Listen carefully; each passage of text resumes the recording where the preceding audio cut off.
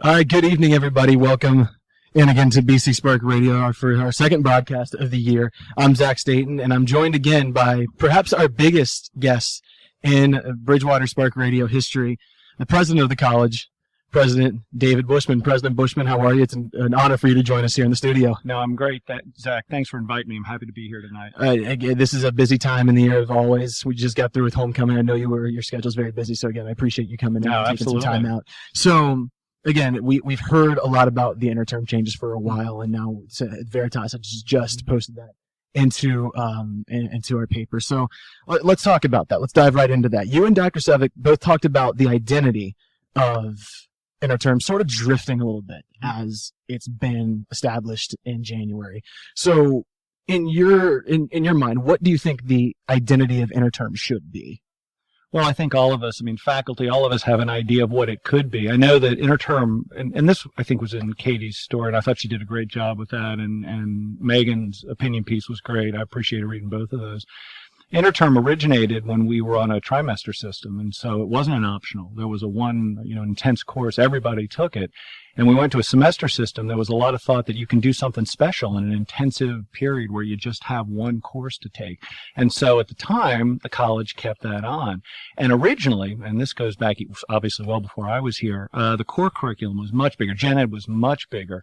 And there was a thought that let's make these courses special because students with their majors and the core, because they don't have a lot of space for electives, for example. So let's create this really special term, this interterm, and give students a chance to explore that way. Well, that was more than 15 years ago, and over that decade and a half, a lot of things about the curriculum have changed, and maybe you as a senior didn't experience it, but the FELA program, which is now through most of the students are now under the FELA program, that's really opened up the flexibility in the curriculum. For example, we've also changed the way we look at concentrations and minors, so a lot of the original aims of interterm from 15 plus years ago are actually now accomplished in the regular semester. And so I think what we're really seeing is, well, what is it meant to do? What is the best value we can get out? What's the most important thing we can do to create a really high impact, intense experience in a condensed period? This has been talked about since, I believe what Dr. Pearson said in the article was in 1998 through 1999 was the first real discussion they'd had about this. Yeah. So why is now the moment where the transition is starting to be made, where the talk is really getting serious? Yeah, and that could be for a lot of reasons. And I'll tell you, when Katie mentioned in our article that we've been looking at this pretty carefully for about the last year, part of that's because we've got the divisional structure now. So we've got these senior faculty, Dr. Pearson's one, the division heads, who can really help frame and lead conversations with the faculty. And so we have a structure now to really engage this. And we started it a year ago by asking the faculty, how do you use interterm in your programs? What do you do with it? How is it integrated? Acknowledging that it's evolved or meandered, whatever term you want to use, it's evolved over time. How do you use it? And so the faculty, we got a lot of good feedback about that. And what we learned from that is it's really complicated. It's not just about what courses are offered in interterm. It's connected to other issues that were pointed out in the article, like freshman retention, like the length of the spring semester, the number of class days. Spring semester is actually shorter than fall semester by a fair bit, at least a week of class days shorter. It's connected to when we graduate. It's connected to it. So it's integrated with a lot of different components on campus, which means for all of those faculty discussions and great ideas, but because it touches so many things, it's actually hard. It's like a Rubik's Cube. You can't just get one side. You got to get all the sides of the cube. And I think what's different this time is that we're really focusing very intensely on creating the best possible Bridgewater experience for all of our students. Students who are here today, students who are going to be here in 5 years. And so that's really was the motivation. And it was just a matter of saying, we're going to look at this and we're going to make a decision. And the decision could have been anywhere on the gamut from it's perfect just the way it is, but we're trying to create a model, and I'll tell you the model that we're starting to, the May term proposal that we're starting to look at seems to best balance all the competing goods. If you and I are looking at a single problem and it's good versus bad, that's an easy decision. The hard decisions, the hard choices are when you got good versus good, when you got to say, how do we balance all of them? And that's what we're trying to do. And I think this May term proposal best balances all of those competing goods and serves the students and the institution really, really well, better than the current model. Now, as we talked about earlier, we wanted to extend this out a little bit more to the student body, the ones that do not have the control of this microphone as I do. So we asked for students all across the campus to send us in questions via email, via Twitter. And our first question comes to us from sophomore Brett Jones. He asked, why not restructure the way that students select interterm classes and how professors make their courses available first before making a change as such as moving an entire semester or period from 1 month completely to May at the end of the year? Yeah. Well, and that's a great idea. So, for example, why don't we just take the interterm right now, a J term, and rebrand it and make it really high impact courses, which would really restrict the number of courses offered. One of the challenges is right now students feel like it's a great opportunity and there's already difficulty getting seats, especially for freshmen, if we restricted the number of courses first, that problem would only grow. So what we're trying to do is, and I completely acknowledge we're moving a lot of levers at the same time, but we're moving them all a little instead of any one, a lot. The biggest change, obviously, is moving it to May. It accomplishes a couple, I think, of important opportunities. It gives us the chance to rebrand it. It gives us a chance to add some class days to the spring semester to balance it with fall. We still graduate on May the 10th or 12th, and so interterm, May term, is and has been, always will be, an optional, so you can choose to do it. And so you have to evaluate, is that travel course worth the 3 weeks in May versus other opportunities? And so we're actually giving students a little bit of choice in this, as opposed to, do I just want to sit home for 6 weeks in January or come back and do it? So we're balancing a lot of the goods, and that's a great question. And at the end of the day, thinking about all the things that would have to change, this seemed like the best way to do it. And you may get to this question later on the list. I can't see Zach's list, by the way, but I've made sure to hide it from him, ladies and gentlemen. He's not cheating. I was not provided the questions in advance. One of the things that we're trying to do, and this is really important for the students listening, if you're going to be a student at Bridgewater in 5 years and we make this change, you would only know May term according to whatever it is when you come in. So clearly, we're paying attention both to the overall impact on and benefit to current students and future students. If you're listening to my voice now and you're a current student, we are being really attentive to how do we make this transition. So let me make sure everybody knows, if we make this change and if it begins next year, and we're still trying to figure out if that's the right move. If we do it, there's going to be a transitional period over the next 3 years to accommodate all current students.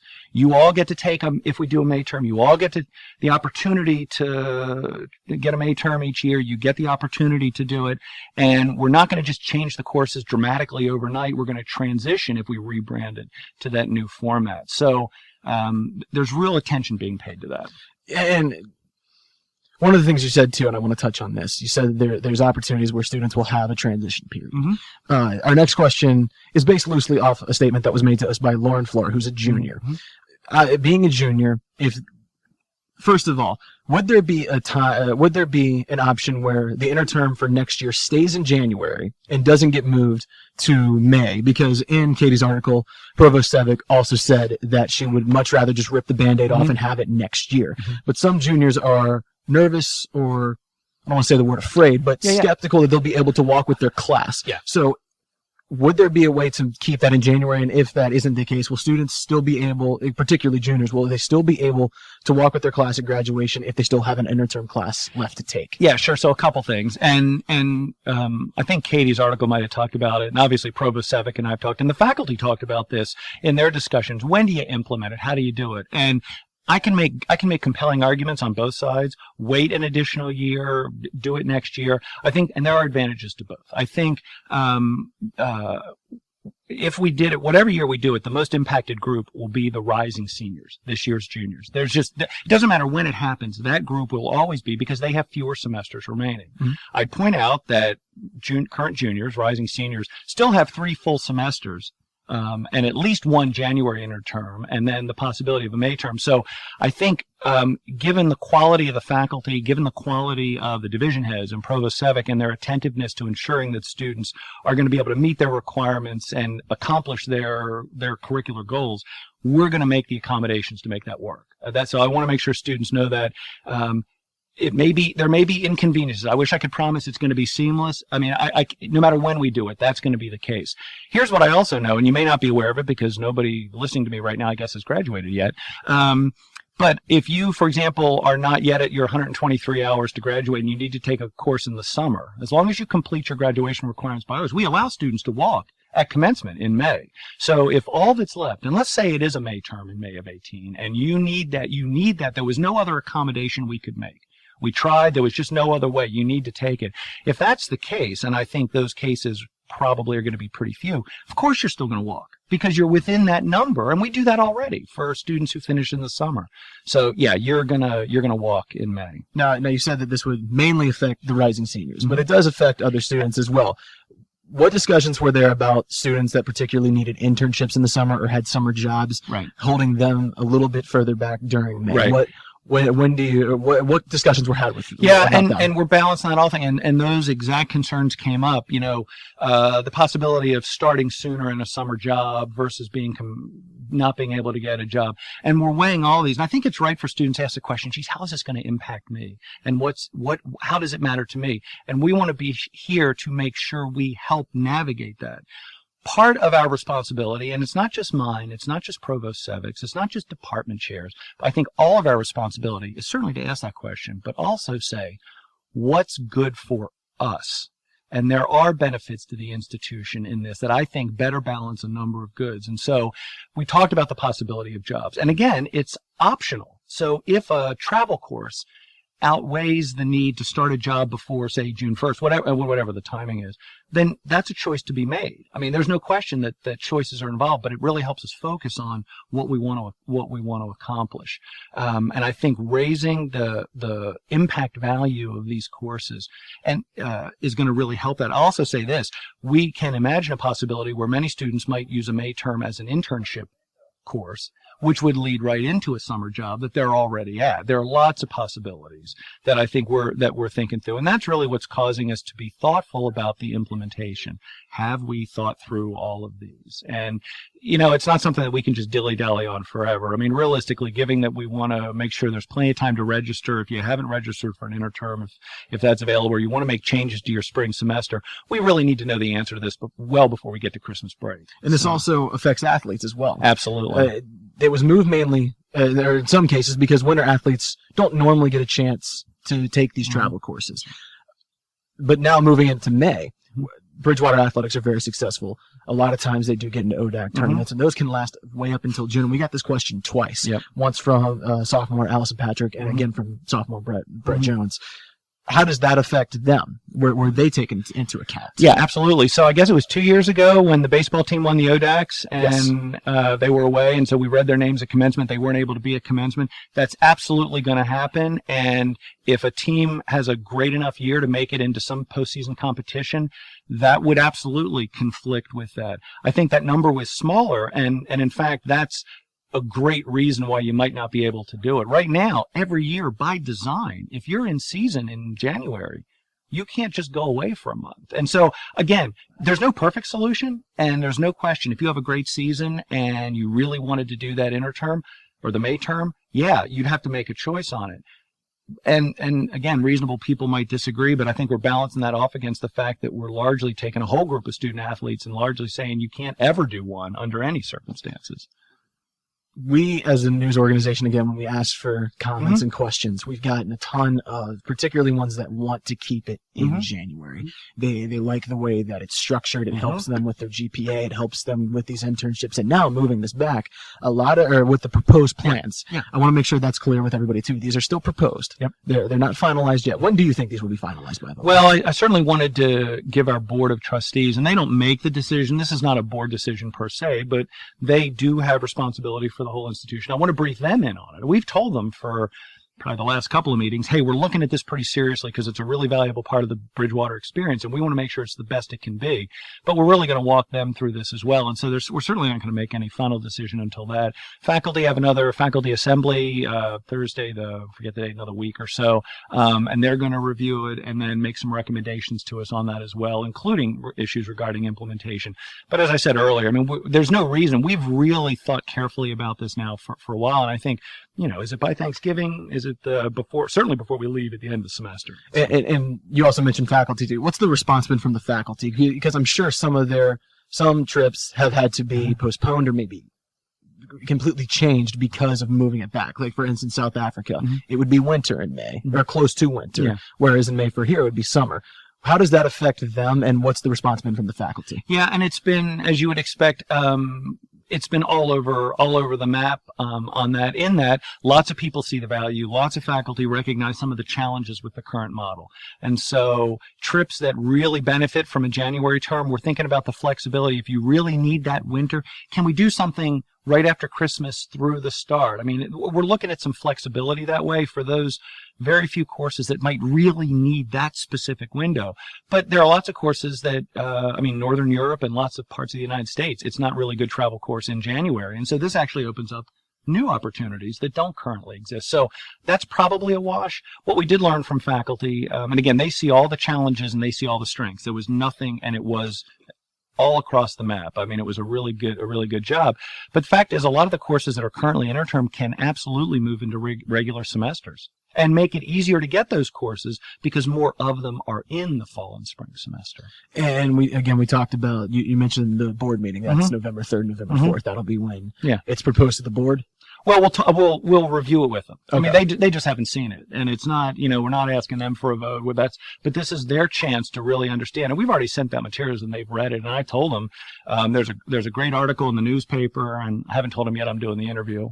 Thought I'd wait and see how the interview goes, and then surprise. And then I tell them no, but most of them are alumni and care about this place deeply, and have nothing but the highest expectations and the highest concern for the experience, as we all do. That's what's animating this. And again, we talked about some of the student response. There's been a petition on MyBC that's now made its way to Facebook that's gotten a good amount of signatures. We've seen a lot of comments where people wanted to stay in January. What's the student response that you've seen? And is there any sort of chance that student opinion could actually delay the onset of the change? We talked about maybe having a layover for a year where it stays in January. Is there potential that it could be even longer, or it stays just in that one period in January next year? Well, all of the student feedback that we've gotten, formal and otherwise, is really an important part of what we're doing. There's no question about that. Some people have wondered, well, why are we just hearing about it now? Well, if we made the change, it's still over a year away. So, I mean, how sudden is sudden? But the fact is, if we just simply started by saying, hey, we're thinking about big changes to interterm without any tangible model to hold on to, that would actually be a disservice. So there's a reason why we waited until we actually had something we could talk about and people could respond to. And now we're getting the response. It's exactly right. And it doesn't have to end with a Facebook. There are lots of ways to get that response. So yeah, we're certainly going to incorporate all of that into our decision making. I will say this. We haven't seen a student comment yet that wasn't anticipated and discussed through the faculty. The faculty know you guys and care about you guys and your success you all know this. I don't have to emphasize that. But all the concerns that you have and all the challenges, you don't get to see a lot of the challenges because we create a really good experience for you right now. On the back end is where we really see them. But the faculty like I said, I haven't seen a student concern yet that we didn't anticipate and kind of put into the hopper talking about it. But it's really good feedback for us. And we also talked about the freshman retention, that long layover between the fall and the spring. I didn't do interterm my freshman year. I was really homesick, so I decided to stay home. But I knew I was coming back second semester. I knew that was the plan. Right. From what I've seen, again, this is a statement. I don't necessarily have statistics right in front of me to back this up, but from what I saw, I didn't see a ton of students leave between fall and spring. What I saw the most leaving were between their first year and sophomore year. Sure. So in terms of freshman retention, what's the administration's concern, and how does this change really address that? Sure. Well, the retention is a complicated issue because it's no one thing. When we do exit interviews with students who are withdrawing from the college, they'll cite all the reasons you might expect. Most of them can be traced to it's not a good fit. The engagement wasn't there. And so there's no single thing anybody can do to make that fit or strengthen that engagement. You try to do a lot of little things. And best practice would suggest that a 6-week layover, particularly if a student if they've struggled, if they're wandering. They may not leave in between semesters, but we've missed a great opportunity. We've missed a great opportunity to get them back with their classmates, with their friends sooner, to re-engage them. And so it's not as simple as, if we just put freshmen in interterm, it would solve the problem. One of the possibilities, and it was not one we really, or at least not one that I really cared a lot for, was to require interterm. Right now it's optional, completely optional. You can take 4, you can take none. And the thought was, well, what if we required all freshmen to do it? And then, or something, whatever.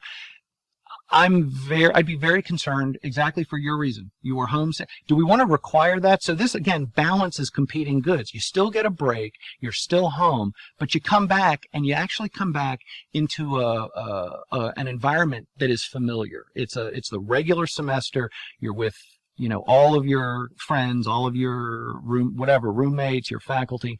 So it's not as simple as just put freshmen in interterm and retention is fixed. It's a much more nuanced challenge, and it's all about strengthening engagement. And I think a sooner start to the spring semester with everybody, and those extra class days in the spring, makes for a stronger experience in the regular spring semester for everybody.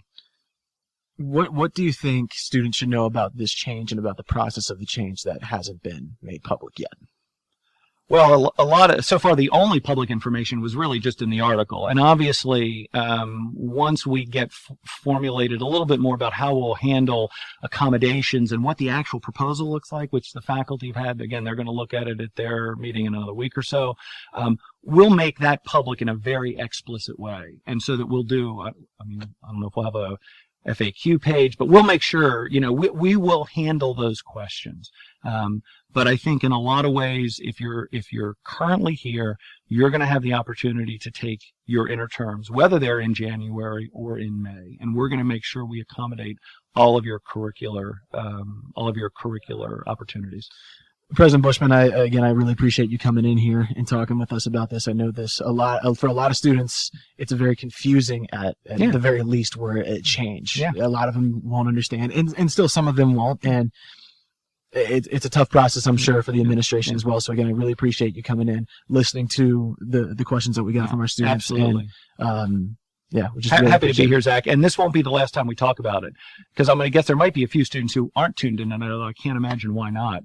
I'd like to think everybody's listening, but if they're not, this won't be the last time we talk about this. So anyway, I appreciate you being here. Thanks, Zach. Awesome. We're going to turn it back over to our host, Thomas and Robin.